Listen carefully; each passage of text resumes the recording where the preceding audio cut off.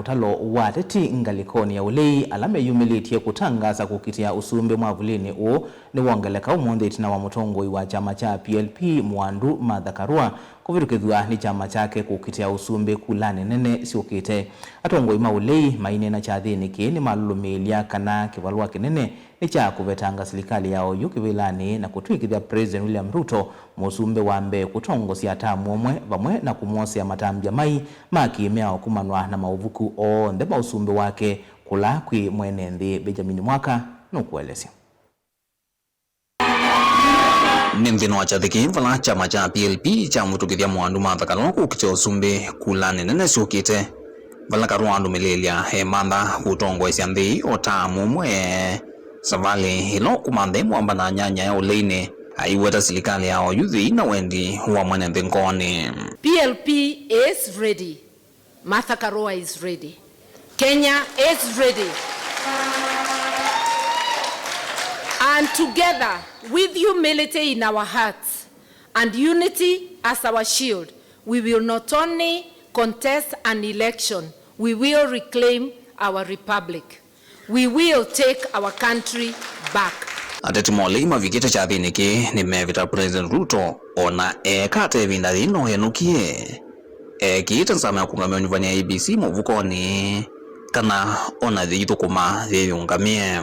Even if William Ruto continues to abuse power by making State House an eating place, a crime scene as my brother puts it, even if he's going to call the whole IBC to State House and declare himself the chairman of IBC, Kenyans are very clear. He will be one time.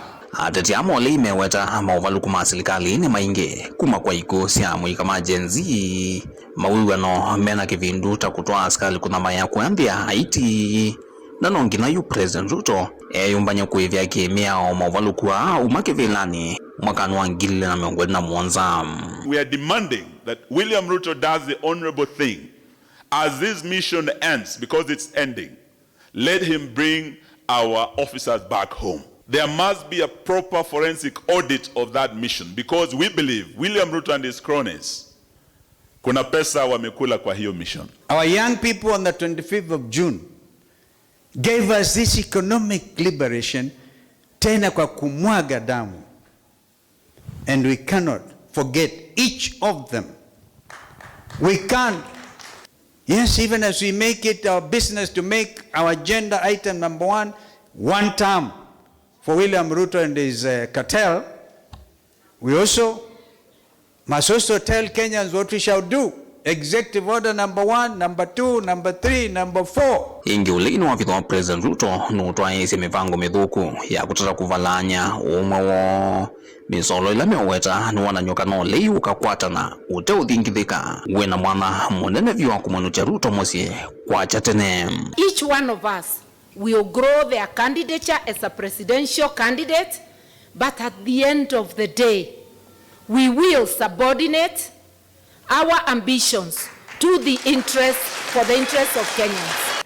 Let's be watchful and very alert. William Ruto knows his goose is cooked. He knows joint opposition will send him home by 10 a.m.